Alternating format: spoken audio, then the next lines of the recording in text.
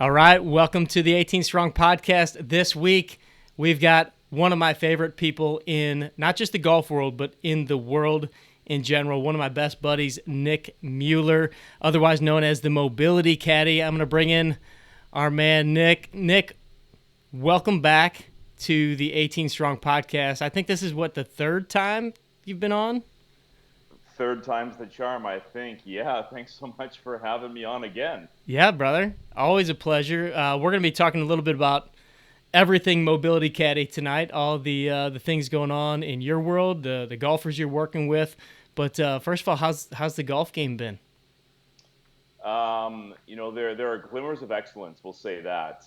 When it's good, it's good, and when it's not so good, it's quite frustrating. Like I'm sure quite a few of us avid golfers out there have experienced at some point or another in their tenure on the golf course. But we're trying to swing it and ding it as much as possible. I know I'll take Brooks Koepka's line there, but letting it rip tater chip and swinging and dinging it from pitching wedge to driver as much as possible.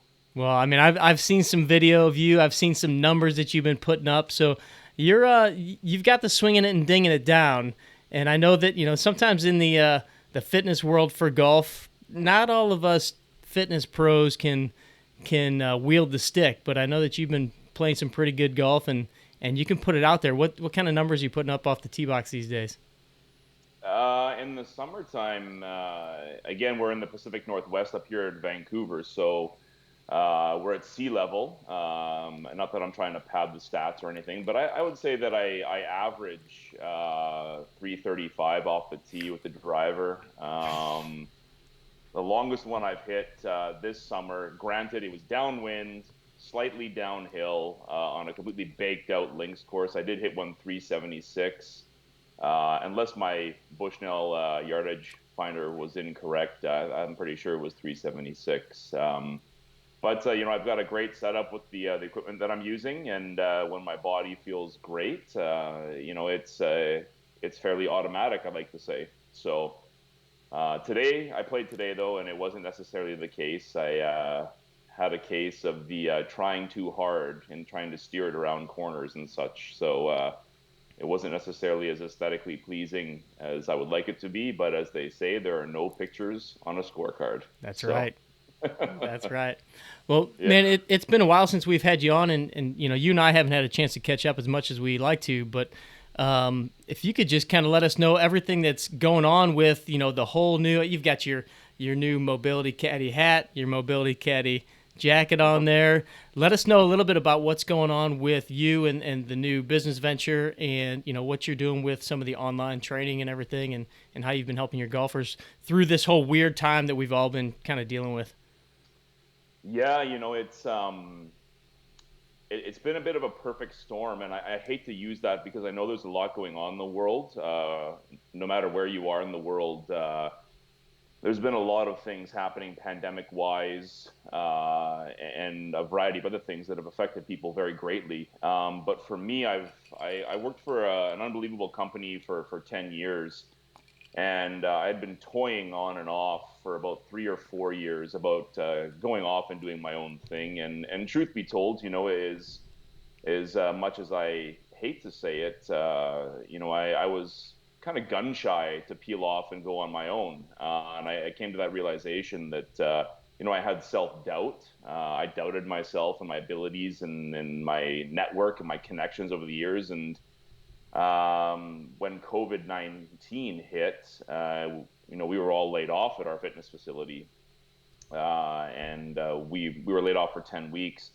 And at that point, I had an opportunity to kind of sit down and think. And I thought, it's not going to get any worse than this. This is kind of, rock bottom in terms of uncertainty and what was going on in the fitness world. So I sat down, crunched some numbers, and came up with a plan. And I thought, what? I've got nothing to lose, and it's time to spread the wings and put the brand out there, and put all the chips down on myself. It's been great. It's been 4 months now. We're in October, so it's been phenomenal. Lots of learning curves. I know a lot of the entrepreneurs that are listening to this podcast, whether you're in the fitness business or not, There's a lot of working on the business and not as much in the business. And that's been a great but steep learning curve as well. So I'm very, very fortunate with people like yourself, Jeff, and a lot of the 18 Strong audience and a lot of our connections in the golf world worldwide. I've had tremendous support, and I couldn't be more excited to put forth my true stamp on how I approach golf fitness and get it out there to the world. And have had the opportunity to be able to do that through COVID with a lot of online opportunities and remote opportunities. I've been able to work with people all over the world that I wouldn't necessarily have the opportunity to. So a bit of a glass half full mindset amidst everything that is going on. So it forced me to change, it backed me into a corner, and it was scary to begin with, but I'm very, very happy to be where I'm at, and I thank you and 18 Strong and our whole network for all the support. So big things are coming. Big things are coming. I'm very excited. Well, yeah, man. I mean, we've been talking for a long time, and I know, and the people that we kind of surround ourselves with, we've all known that eventually Nick Mueller was going to kind of break out of that shell and do his own thing. And so you mentioned kind of, your mentality regarding golf fitness and the way that you approach it. And, you've got the name Mobility Caddie. How would you say, or what would you say is the way that you would describe kind of your approach to things? Because, when I have had a chance to talk to you, learn from you, I've learned so much regarding the mobility stuff, obviously, the self myofascial release kind of stuff. How do you intertwine all of these things, and what's kind of your unique spin on the golf fitness world, if you will? Yeah, great question. And I get that quite a bit from local clinicians, and they don't have to be local, just people in general asking what my spin on golf fitness is. And I'd have to say that we live in the strength and conditioning world, that is, in a very much an abundance mindset. We're always trying to add more power, add more strength, add more this, add more that.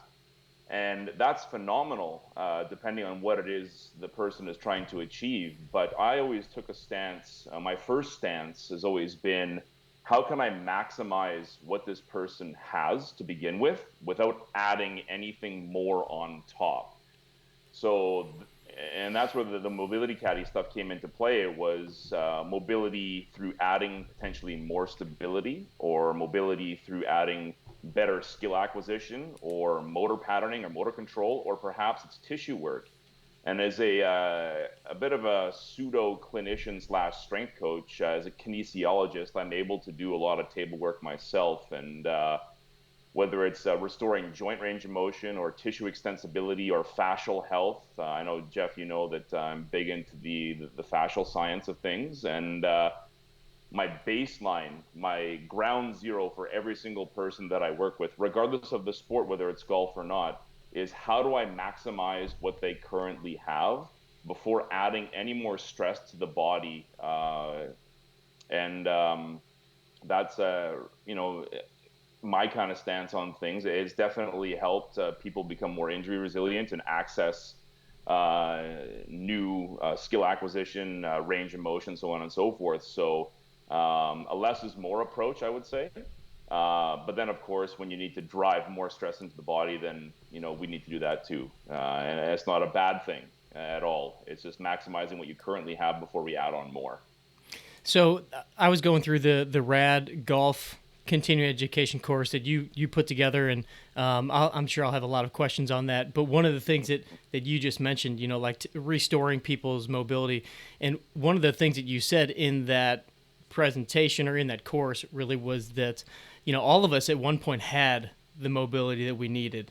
And really the job as a clinician, the job as a golfer, the job as the person working on their own body is really to try to reclaim what they had before, right? So how would kind of expand on that a little bit regarding the idea that, we're not necessarily chasing something new, something crazy, some new, unbelievable range of motion, but it's really stuff that we one time had already. Yeah. I love the word reclaim, reclaim, restore, etc. You can't have, or you can't achieve what you never had to begin with. And what I mean is we see a lot of guys. We can pinpoint some folks on the PGA Tour just by looking qualitatively, not necessarily quantitatively, but you have guys that are naturally mobile, and you have girls that are naturally mobile, and guys and girls that are naturally a little bit more hypomobile. They're a little bit stiffer, and their teams work with that respectively. When it comes to restoring range of motion, joint range of motion, tissue extensibility, etc., it's very important that the clinician, the therapist, the trainer relays to that individual that they're working with that you are restoring them as far back as they can go, back to when they had what they were born with, essentially, what they came to the table with, what they came into this world with. You can't give them somebody else's mobility. You cannot give somebody like a John Rahm, Rory McIlroy's hip range of motion. They're two different people. They're two different pelvic makeups. They're two different hip makeups. But you can make John Rahm as mobile as possible with his own specific structure and his gifts.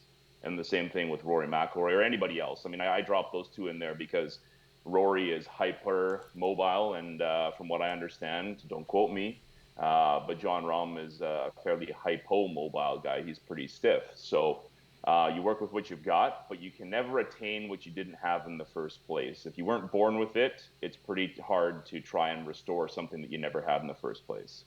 And would you say that it's fair to say that some of these guys, I mean, I'm picturing a couple clients of mine that I've had in the past, they may be more on that more hypo mobile, where lack of mobility kind of spectrum, where they're going to have to work a little bit harder at some of those things to get some of the degrees of freedom, to get some of the range of motion. But it's not like they're trying to chase that same model of swing or the same look, but they may have to put in some extra work in order to get a little bit more bang for their buck than the guy that just naturally has that mobility. 100%. Yeah, if every stiff individual out there, we'll just say most men between the ages of 30 and 50 would spend as much time restoring range of motion and working on their joint health as they did on strength training and hypertrophy and injecting stress into the body. Overall, the better mover they would be, and the ability to put the tissue on stretch grows greater as well. So essentially, the more mobility you have, the more power you have. So going along those lines, because obviously most guys in that age range, and I think that's a perfect age range for the listeners of this show. I think that's kind of where most of them would fall. And most of us like to kind of get into that strength training piece, right? I think that's kind of the bulk of a lot of our programming. What would you say are the things that guys need to start implementing a little bit more? You said restoring more of that joint range of motion, but how would they go about doing some of that? And what role does strength training sometimes play in helping to facilitate that too? Mm-hmm. So the three areas that I tell people to pay the most attention to in their golf body are the ankles, the hips, and the thoracic spine. Those three areas there are the most structurally mobile areas of the human body. And if you tackle those three areas in particular, not only will you open up a ton of range of motion within the joints, the ability for the tissues to be stretched across a joint, you also mitigate overuse for the joints that are a little bit more stable above and below those joints. So when we look at things like chronic back pain, most often we're looking at an immobile thorax or an immobile pair of hip joints that are causing undue stress onto the lower back there. So again, identifying where those individuals are most stiff. Again, I'm looking at the ankles, the hips, and the thoracic spine. And then when it comes to strength training, I always use a phrase: I want to increase complexity before I increase intensity. It's super easy to blow somebody up on an airdyne or doing hit training or what have you and have their heart rate go through the roof. But what you want to do is you want to ensure that you create as much neural or brain nervous system demand as possible for that individual to dynamically stabilize through 3 planes of motion. So that is front and back, so sagittal plane, laterally or frontal plane, side to side, and transverse. So increasing the complexity of those exercises. Now that doesn't mean you're standing on a stability ball and swinging drivers, hitting golf balls with a 1-foot tee. That means you are challenging the body in 3 different planes of motion, so that the brain can take in all of that neural feedback and begin to recognize these skills that you're looking to perform at a high level. So what would give us an example just so we can kind of visualize what that could look like in a certain situation, getting all 3 of those planes of motion while working on a strength exercise? Because you're right, I think a lot of people would think like, oh yeah, that's like standing on a Bosu ball and doing, whatever. Yeah. But I mean, I've seen what you do, and it's absolutely not that. Yeah, here comes the resurrection of the kettlebell, right? A tremendous tool that you can use on a variety of levels. Things like kettlebell windmills are tremendous multiplanar, dynamic, stabilizing exercises. Turkish get-ups, single arm swings, split stance positions, anything like that where you are increasing the instability of the athletes within their parameters, of course, within a safe position, to drive or force the nervous system to react and stabilize in those positions. Single leg work, split stance work, etc. You could be on an unstable surface. Again, caution people on that. It can be a little bit dangerous depending on what it is you're trying to do. But the kettlebell is a phenomenal tool, and for any of the listeners there, I mean, if you're looking for something, Strong First is a phenomenal, the #1, I would say, certification body that certifies people in the use of the kettlebell. So YouTube it, look it up, and you can find somebody there to help you out if you're new to the kettlebell world. Yeah, I mean, I think that when we're thinking of those functional positions, those working on balance, those kinds of things, it's there's a certain way to do it where you're actually utilizing something that's going to transfer over to the world of golf, not just making up an exercise that's creating all kinds of complexity and instability just because, right? So it has to be something where they can still generate some power, they can still generate some force, but putting them in a position where it's not just throwing them off balance just to throw them off balance. That's right. Yeah, I mean, #1, keep the goal, right? You're not trying to get Instagram famous by having a one-person marching band trying to do an exercise, play every single instrument in the band.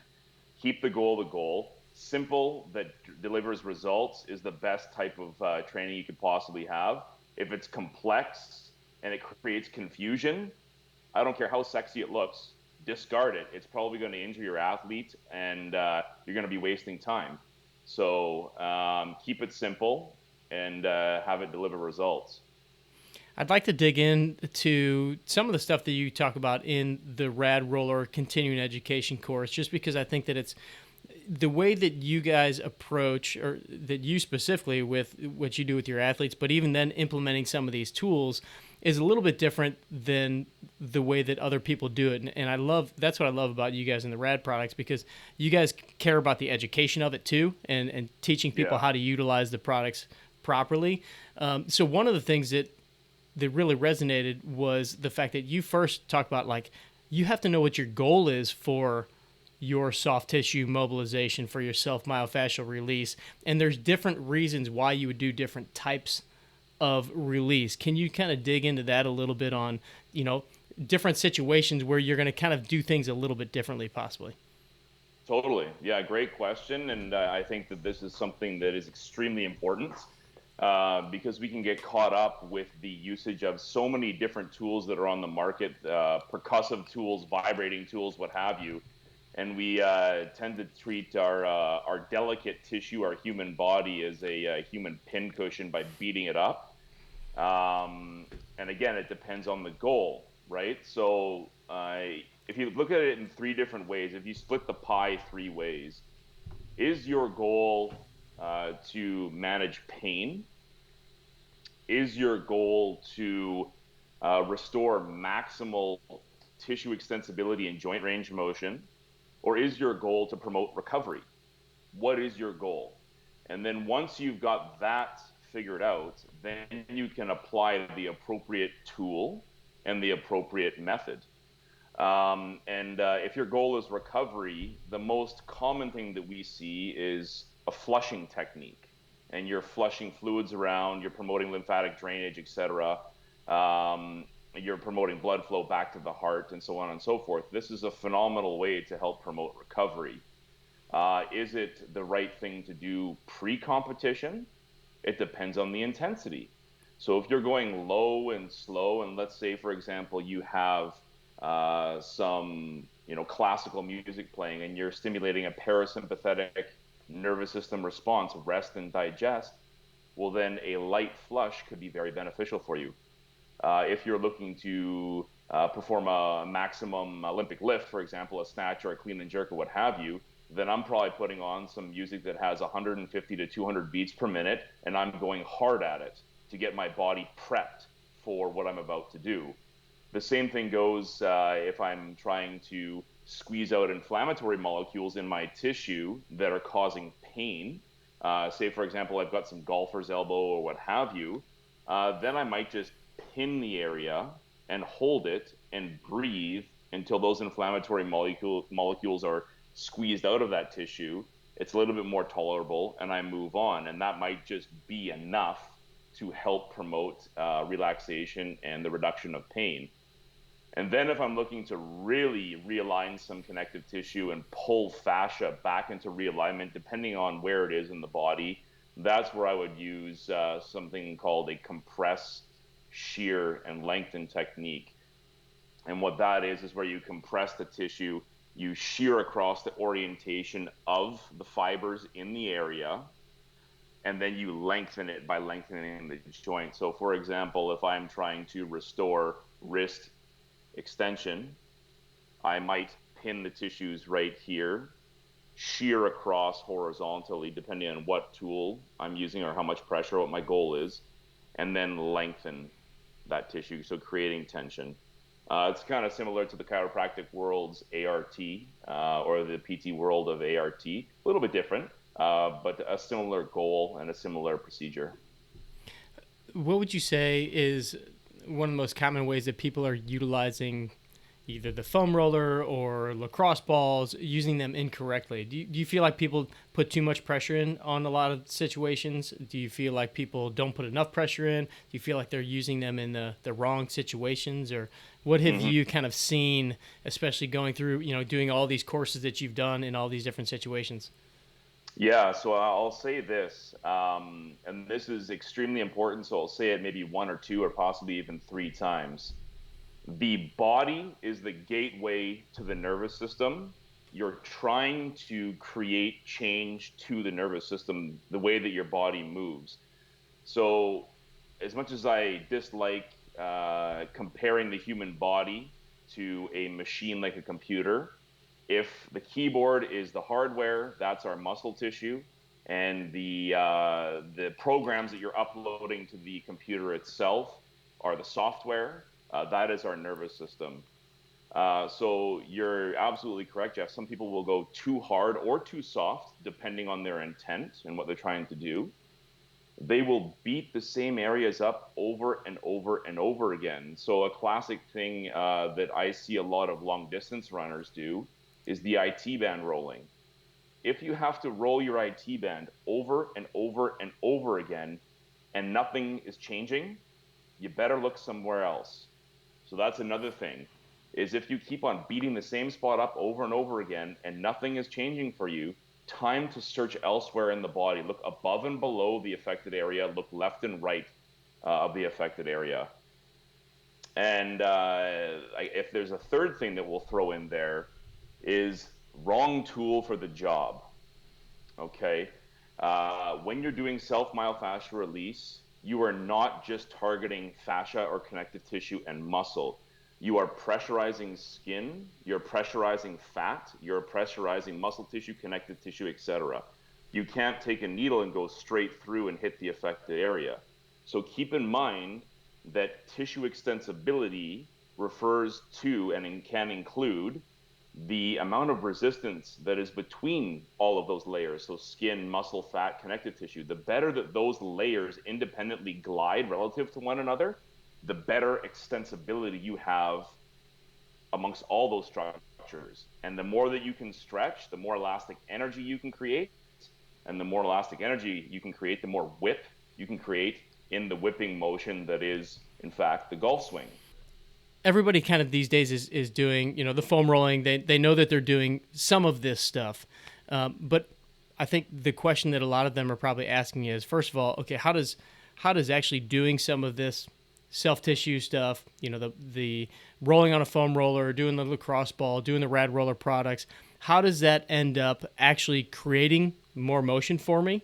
And then ultimately, how do I take that to make sure that it's improving what I'm doing on the golf course, or it's giving me the motion or mobility that I need on the golf course? I know that you utilize specific techniques after doing some of the soft tissue stuff that then therefore help to relay that into the golf game.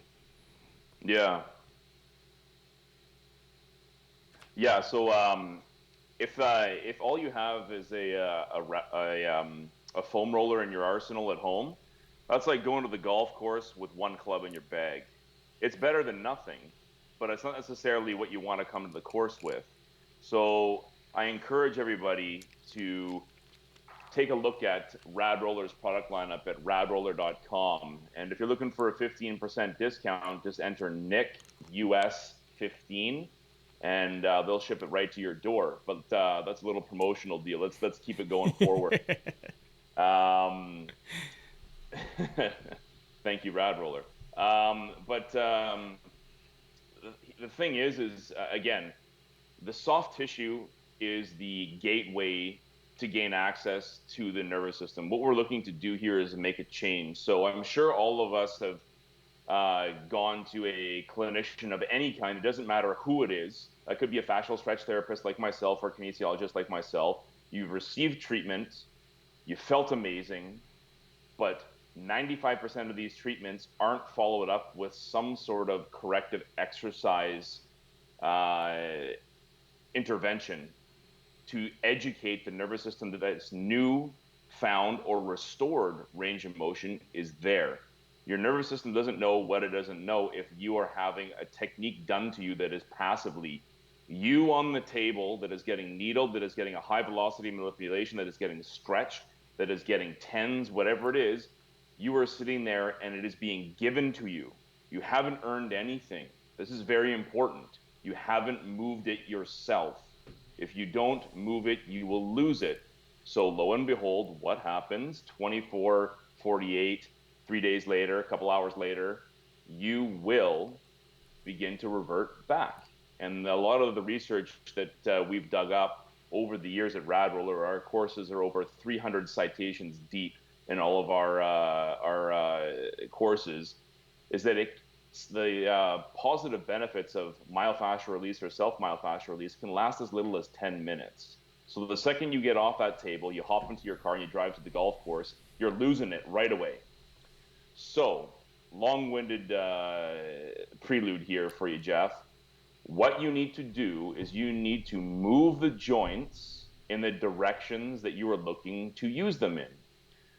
The best way to do that to begin with is with a pattern-assisted mobility drill of some kind. It doesn't matter what it is, as long as it's helping the joint into that range of motion in all three planes of motion: forward and back, side to side, and rotational. The human body does not just live in one plane of motion, especially the golf swing. We operate in all three, okay? Once you have done the active mobility drill that is pattern assisted or you've received some help with, what that does is it lets the nervous system know that you have that range of motion to play with. It's there. You recognize it. We've got something to play with. It's new, right? What you have to do after that is you have to start injecting some dynamic stability, some tension into the system. And guess what? It's in all three planes of motion again. so that the nervous system can add tension into those certain aspects and not try and shut down that range of motion and revert you back for fear of having too much range of motion. And in that case, your body might relate that to being injured or what have you, and begin to tighten up and protect that area. So by adding stability to that range, or the joint or the series of joints, you are telling the nervous system, this is the new range of motion that we are going to be operating in. And then the third piece after that would be some sort of motor control, some sort of skill, whatever that might be. Maybe that's a running stride. Maybe that's rotation. Maybe that's throwing a ball, whatever it might be. So you do your myofascial release work, whether it's self myofascial release or it's done passively by a clinician. You do an active mobility drill in all three planes of motion that educates the nervous system that there's new range of motion to play with. You stabilize the affected joints in that region in all three planes of motion. And then you add a skill, a sport-specific or movement skill that the person is going to be operating in when they are performing their activity, so that the nervous system knows how to perform that activity when the time comes. So if you could, let's walk through kind of a specific example just on each of those little pieces. And let's just, for simplicity's sake, every golfer, right, is, not every golfer, but that front hip, the rotation of the front hip is typically a big problem that you and I see with a lot of our guys rotating to get through to their full follow through. So let's say they want to work on that hip. They're going to go through these steps, just so people that are listening can have a little more idea of, what is that active mobility? What does maybe that stability look like? And then how do you implement that into kind of a specific integration into an active sport related type thing? For sure. Yeah, it's a great question. If I'll say this right now, that if people are interested in getting a full blueprint of what that looks like, hit us up in the show notes and I will happily send that to you for free for the hip. Okay. I think it's so vitally important that we know how to fix ourselves, that I want to empower you and teach you how to floss your joints and take care of your joints.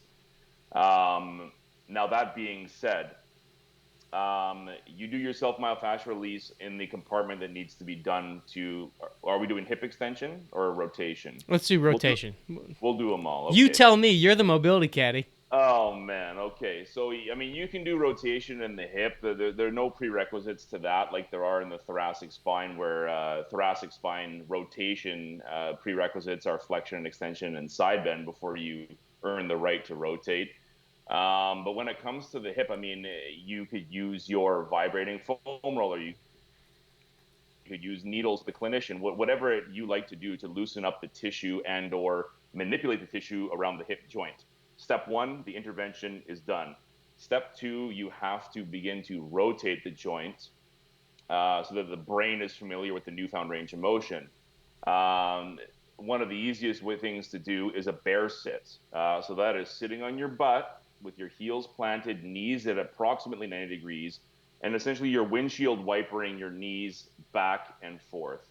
For most people, the ability to sit straight up into that position is pretty difficult, so you can lean with your hands behind you and just windshield wiper your legs back and forth.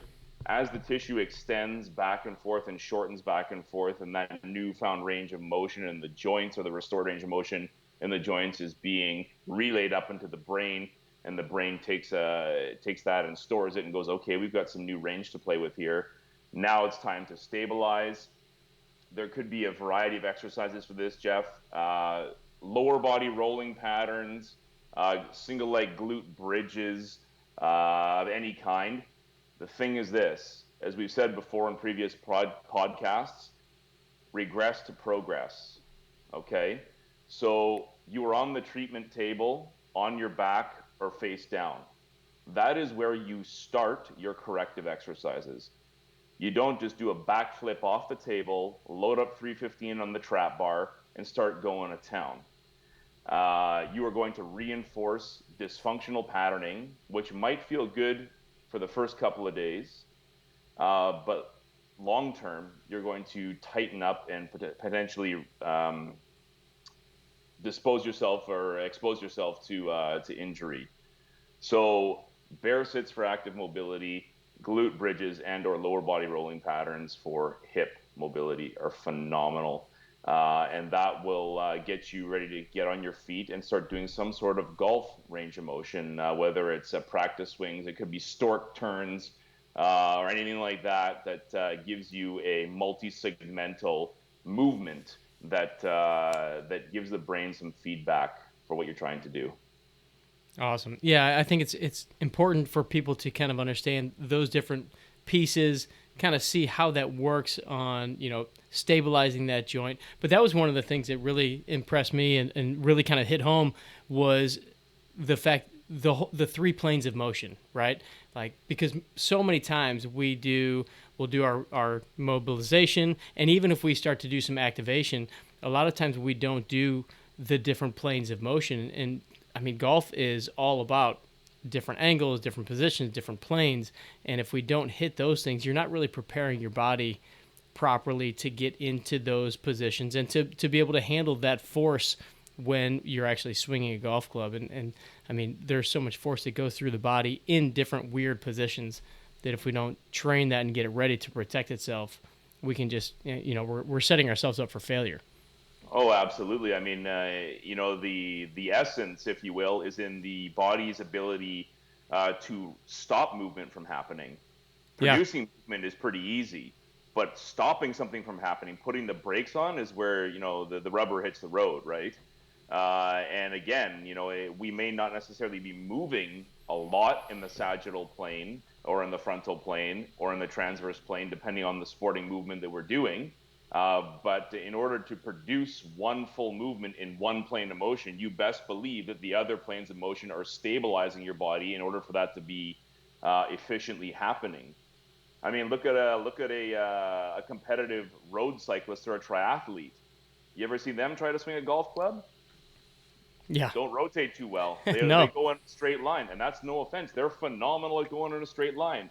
I'm not so good at going in a straight line. But if you live in one plane of motion, it's really hard to operate in other planes of motion. And as golfers, whether it's wind, course conditions, different lies, different situations that you're going to encounter out there, it's best to be prepared by feeding your nervous system in all three planes of motion so that when you get out there, there are no surprises. Yeah, I mean, I think that, you don't have to make things so complex. It's just know what the demands are on our bodies. We don't have to go super heavy. We don't have to go crazy on too much, overall flexibility, mobility, whatever you want to call it, but know the demands that the body needs, know how to hit it in different angles, prepare your body to do these different things, and then, you're going to be that much better prepared when you get out on the course.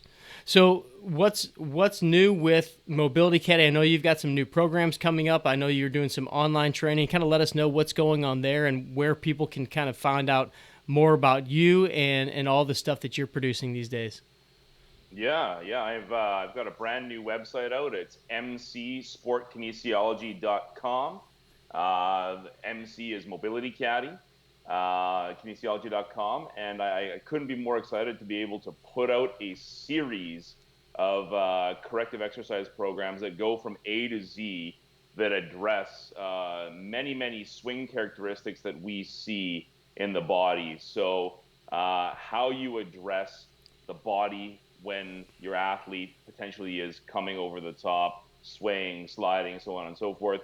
Yes, there are great individual exercises for this, but if we want to really maximize that, increase performance, increase injury resiliency, what does it look like? What is the blueprint, if you will, from A to Z, all the way from I have to have an intervention with my tissue to I'm training it all the way to the other side for speed and deceleration and power production and everything in between. What does that look like? And those will be up on my website in the next week. So keep your eye on that. They're all for purchase. Once you purchase them, they're yours forever. And I encourage you to share it with your friends, because the more golfers that we can keep on the course, and the more that we're playing the game, the better life is. And it's great seeing people out there that are not in pain and discomfort and really enjoying the game to the fullest. Awesome. Yeah, so we'll make sure that we link all that stuff up in the show notes when that's ready.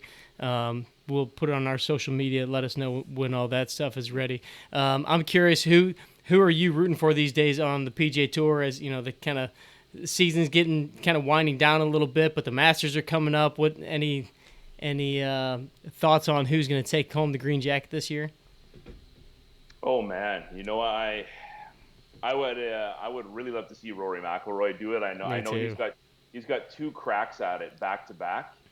I would love to see him do it. I know that I'll probably get some boos if I say I love the DeChambeau show, but I love seeing Bryson play his game. Yeah. The way that he won the U.S. Open, the way that he gracefully accepted his championship, and how he was thanking everybody around him, his team, the amateur players, etc. I mean, the guy's a class act. So if he can go out there and do it his way and shut out all the naysayers and stay true to his goal and his method, then all the power to him. I think that's fantastic, and I applaud anybody that wants to do it their way, regardless of the resistance or the critique that they receive. Your way is your way, and good on you. I love to see Cameron Champ, put a couple of W's up on the board. I love seeing that guy play golf. He's phenomenal. There's so many great guys. I mean, golf's in an unbelievable place, isn't it, Jeff? Like Oh man. it's fantastic. I wouldn't be in the golf fitness space if it wasn't for Tiger Woods. I know I've said that before, and I think that everybody, in our industry, on this side of the industry, outside of swing coaching, might say that as well. I mean, I love seeing him win. I think he's just a tremendous competitor, and he makes the game even better when he's playing because the other guys have to raise their game and amplify their game. But Dustin Johnson's an absolute inferno out there right now. He's playing fantastic as well. So I really don't care who wins. I think it's phenomenal that they're all playing so good. They're all healthy and safe out there, and the PGA Tour is doing a tremendous job of keeping everybody healthy and safe given what's going on in the world right now. But if I have to put my hand up and say who would I really love to see win it, I would love to see Rory do it. I'd love to see him have the Grand Slam. He's a tremendous player. Yeah, I'd love to see Rory get the green jacket. I'd love to see Ricky pull one off. I mean, there's so many guys out there that I'm rooting Ricky, for. for sure. Yeah. All right, since we don't have we've asked you the traditional 18 strong questions, several times, I think, with you coming on the show. So I think we're just Have they changed it at all, or we're gonna I don't know what's going on these days. we're gonna wing it a little bit, and we're just gonna throw some shots at you. But if you could play golf with 3 tour players these days, who would the 3 tour players be in your foursome? Oh gosh, Hideki Matsuyama. I just think he's unbelievable out there. I mean, I know I said I got to come up with some different lingo. Tremendous, fantastic, unbelievable. I mean, it's on repeat when I do chats like this, Jeff. But I think Hideki's absolutely unbelievable. I think his skill set's off the charts. I love his poise for a young guy. Who else would I love to play? I love to play with Graham McDowell. Me too. I would love to play with Graham McDowell. I mean, I've been to his spot in Florida there, Nona Blue, and the memorabilia and the selection on draft. It's like, you know what? I feel like I'm having a pint with him right now. I'd love to play golf with him. Who else? I would like to play golf with DeChambeau, Bryson, because I'd like to tee it up. You'd like to go toe for toe with him, I know. Like, all right, man. What are we doing?